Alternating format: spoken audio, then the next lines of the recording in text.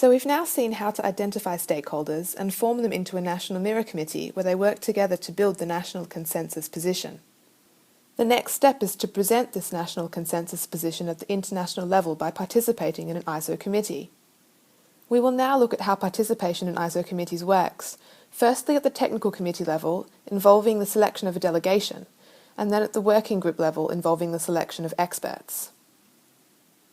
Participating members in ISO's technical committees, or P members as we refer to them, will all have selected a delegation to represent their national consensus position at the international level.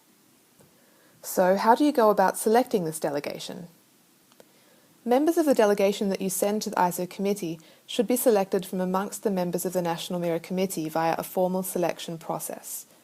This selection process should be included in the procedures for National Mirror Committees, as we discussed earlier.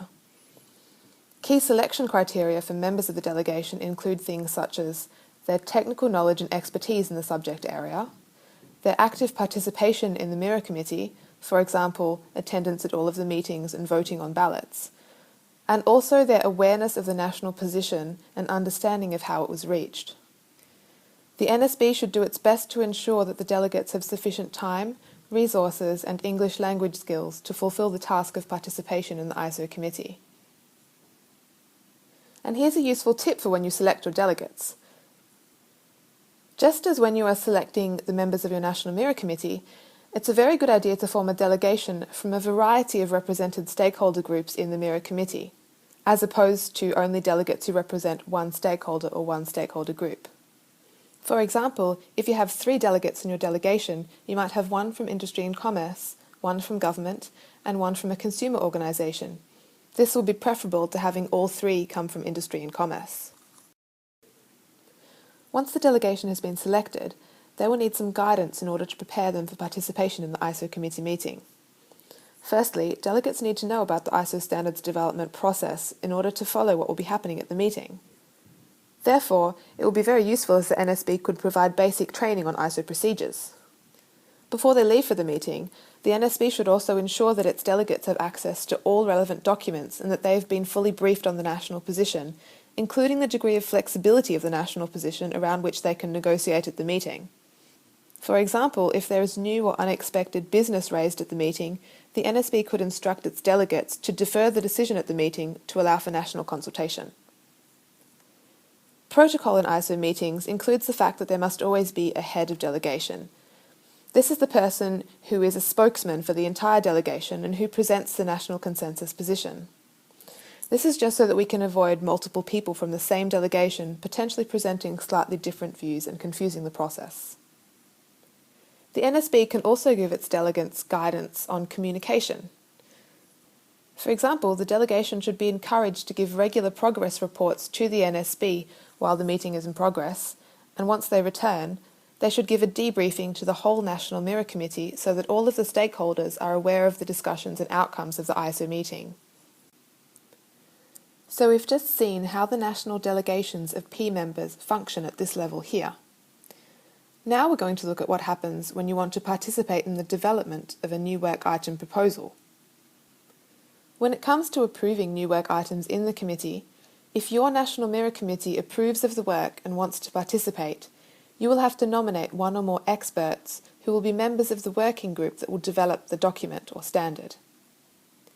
Now, the distinction between delegates and experts can be a bit confusing at first, so we're quickly going to go over the major differences. On the one hand, the NSB must elect a delegation to represent it in the ISO Technical Committee. The selected delegates come from the National Mirror Committee and represent its views. That is, they present and defend the national consensus position in the ISO TC. On the other hand, if the NSB wants to participate in the drafting of a particular work item, it must send experts to the working group. These experts represent themselves. They act in a personal capacity and they are there to share their technical knowledge. When the working group reaches consensus on a draft, for example, it sends its draft and recommendations to the parent technical committee where all of the national delegations review it and make the decisions. Now for a few guidelines on how to select the experts that you will send to the working groups.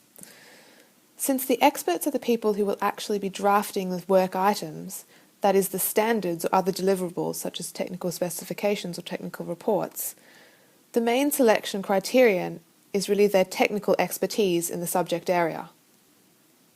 As is the case for selecting delegates, the expert should also be selected from amongst the members of the National Mirror Committee. As we saw in the previous slide, the main difference between a delegate and an expert is that the expert represents him or herself. He or she should certainly know the national position, but must act in a personal capacity within the working group. NSBs should also instruct their experts to communicate regularly with the National Mirror Committee and the NSB and give progress reports as the drafting of the document progresses. And that brings us to the end of this e-learning module on stakeholder engagement. Hopefully you will now have a bit of a clearer idea of what stakeholder engagement is, why it's important, and how to do it.